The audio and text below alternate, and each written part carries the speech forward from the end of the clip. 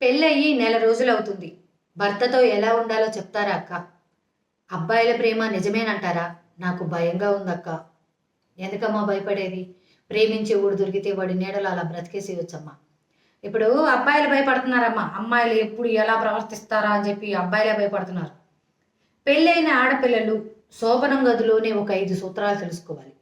అవి తెలుసుకునే ముందు కొత్తగా ఎవరైనా నా ఛానల్ చూస్తున్నట్లయితే ప్లీజ్ సబ్స్క్రైబ్ చేసుకొని, లైక్ చేసి, ఒక్కరికన్నా షేర్ చేసి కొద్దిగా సపోర్ట్ చేయండి.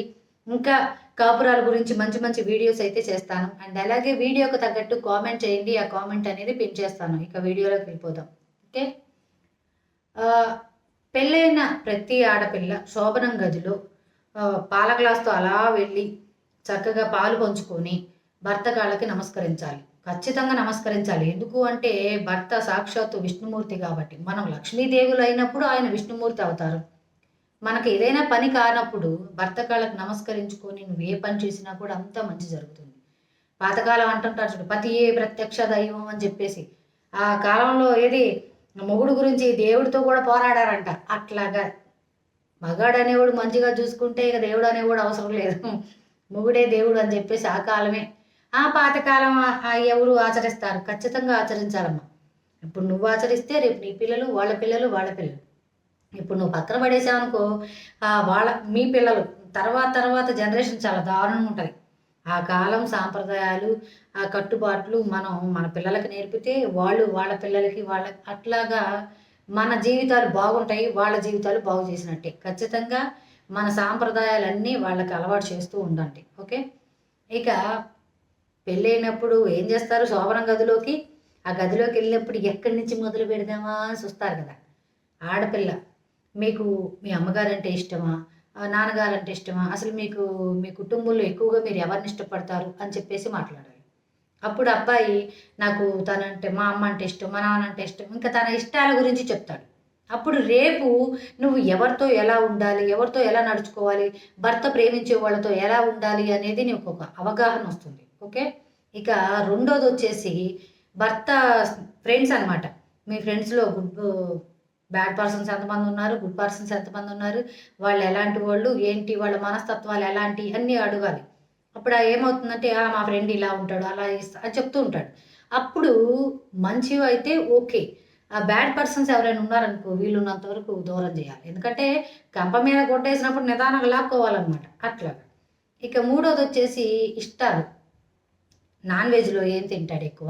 వెజ్‌లో ఏం తింటాడు? బాగా ఇష్టంగా ఏం తింటాడు? అట్లాగే కలర్స్‌లో తనకేమిష్టం? ఆ ఇష్టాలనేది తెలుసుకోవాలనమాట.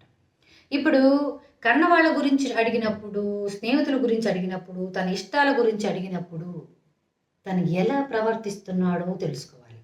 నాలుగోది తన మనస్తత్వం చదవగలగాలి. అర్థమైందా? ఇక్కడ ఏం చెప్తున్నాడు? ఎలా రియాక్ట్ అవుతున్నాడు? ఇక్కడ ఎలా రియాక్ట్ అవుతున్నాడు? అక్కడ ఎలా అట్లాగనమాట. అప్పుడు తన మనస్తత్వం చదవాలి. ఇక ఐదోదొచ్చేసి తనలో నీకేం నచ్చాయి? మీ చూపు చాలా బావుందండి. మీ నవ్వు చాలా బావుంది. ఆ రోజు ఆ డ్రెస్ ఏసుకున్నారు కదా! చాలా బాగున్నారు. ఇక నాలో మీకేం నచ్చాయి? అట్లా అడగాలి. ఇలా అడిగేటప్పటికి ఏమవుతుంది అంటే, ఒకరి మనస్తత్వాలు ఒకరు అర్థం చేసుకొని ముడిపడిపోతాయి. మనసులు ముడిపడిన తర్వాత శరీరాలు ఏకమైతే అసలు మామూలుగా హ్మ్. ఆ ఆనందం వేరే లెవెల్ అనమాట. మనసులు ముడిపడిన తర్వాత శరీరాలు ఏకమైనప్పుడు ఆ సంతోషం వేరే లెవెల్‌లో ఉంటది. ఓకే. ఆ అక్క మా ఆయన కొడతాడు, తిడతాడు, మా ఆయన అలాంటోడు, ఇలాంటోడు. అమ్మా మగాడనేవాడు ఆడదాని కాపలాదారుడనమాట. మగాడనేవాడు ఆడదాని కాపలాదారుడు. రక్షించేది వాడే, శిక్షించేది వాడే, దూషించేది వాడే, ప్రేమించేది వాడే. కొట్టేది వాడే, తిట్టేది వాడే, పెట్టేది వాడే. ఆడదాని జీవితం మగాడి జీవితంతో ముడిపెట్టేశాడమ్మా. వాడి నీడలో కడదాకా కడతేరిపోవాలి ఆడది. అలా కడతేరిపోయినప్పుడే దాని జీవితం పరిపూర్ణత చెందుతుంది. ఇప్పుడు మగాడి ప్రేమ పూర్తిగా మనకు దక్కాలి అనుకుంటే, మనం ఏదో అంటారు చూసావా? ఎంతో పుణ్యం చేసుకున్నా ఉండాలమ్మా. మగాడి ప్రేమ పూర్తిగా మనకు దక్కాలంటే మనం కూడా ఎంతో పుణ్యం చేసుకొని ఉంటేనే అట్లా దక్కిద్ది. అట్లాగే ఉదయాన్నే లక్ష్మీదేవిలాగా అందంగా నువ్వు అలంకరించుకోకపోయినా పర్వాలేదు కానీ, నీ మొహం చూస్తే తనకంతా మంచి జరుగుతుంది అనే నమ్మకాన్ని ఇస్తూ నవ్వుతూ నిద్రలేపు. తనకంతా మంచి జరుగుతుంది. లైఫ్ కూడా చాలా హ్యాపీగా ఉంటుంది.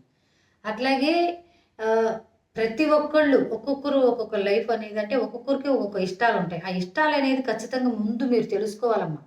ఆడవాళ్ళైతే మగవాళ్ళ గురించి, మగవాళ్ళైతే ఆడవాళ్ళ గురించి, ఒకరి గురించి ఒకరు చదివేసేయాలి. తను నీ భార్య ఎట్లాంటిది అనంగానే మొత్తం పూర్తి బయోడేటా చెప్పేసేయాల. మీ భర్త ఎలాంటి మొత్తం చెప్పేయాలి. అంటే ఒకరి మనస్తత్వాలు ఒకరు చదవగలిగినప్పుడు జీవితాలు చాలా బావుంటాయి. అతను మూర్ఖుడనుకో, ఆ మూర్ఖుడితో ఎలా నడుచుకోవాలో మనం తెలుసుకోవాలి. అతను మంచివాడనుకో, తనతో ఎలా ఉండాలి. అతను కోపిష్టనుకో, తనతో ఎలా ఉండాలి. ముందుగానే మనం అతని మనసుని చదవగలిగితే మనం తనతో ఎంత కోపిష్టైనా, ఎంత శాడిస్ట్ అయినా తనతో మనం ఎట్లాగైనా సరే అడ్జస్ట్ అవ్వగలం. ఇక భరించలేని బాధ మన శరీరానికి, మనసుకు కలిగినప్పుడు మాత్రం దూరంగా ఉండటం మంచిది. మనం వాళ్ళతో ఉండి, మనం వేరే ఆలోచనలు మాత్రం చేయకూడదు. అర్థమైందా? నాకు తెలిసినంత వరకి ఆహ్, కాపురాలు బాగుండేందుకు నా ప్రయత్నం నేను చెప్తూ ఉంటానమ్మా. అబ్బాయిలు, అమ్మాయిలు అలా ఏం లేదు. ఓకే. కన్ఫర్మ్‌గా మీ జీవితం చాలా బావుంటది. అందులో కొత్తగా పెళ్ళికొడుకు, పెళ్ళికూతురు గాబట్టి ఆహ్, వేరే ఆలోచనలేం పెట్టుకోమాకమ్మా. ఒక్కొక్కరు చుట్టుపక్కల వాళ్ళు ఒక్కొక్కరు ఒక్కొక్క మాటలు చెప్తున్నప్పుడు వాళ్ళని గమనిస్తూ ఉండు. వాళ్ళకి మంచివాళ్ళనుకో దగ్గరుండు. చెడ్డవాళ్ళనుకో వాళ్ళకి దూరంగా ఉండు. ఎందుకంటే అత్త మీద కొన్ని చెప్తుంటారు. కోడల మీద కొన్ని చెప్తుంటారు. అత్తకు తగ్గ చోట అట్లా మాటలు చెప్పే వాళ్ళకి మీరు దూరంగా ఉండండి. మీ అత్తగారికి గూడా అత్తయ్య ఈమె ఇట్లా చెప్తుంది. నువ్వు వాళ్ళకి దూరంగా ఉండు. అట్లా. ఏదైనా సరే మనం అత్తవారింట్లో అడుగుపెట్టినప్పుడు ఆ ఇల్లు మనది. మన ఇల్లు మనం జాగ్రత్త జేసుకోవాలి. మన ఇంట్లో ఉన్న వాళ్ళ మనస్తత్వాలు మనం తగ్గట్టుగా బ్రతకాలి. అంతే. అర్థమైందా? కొత్తగా పెళ్ళైన అమ్మాయికి మీ సలహాలు, మీ సూచనలు మంచిగా మీ అనుభవంతో ఏమేమి అంటే మీరేమేమి సమస్యలు ఎదుర్కొన్నారు అయి ఆ అమ్మాయికి చెప్పినట్లయితే ఆ అమ్మాయి జాగ్రత్త పడుతూ ఉంటది. ఓకేనా? కామెంట్‌లో పెట్టండి. ఆ అమ్మాయికి మంచి సలహాలివ్వండి.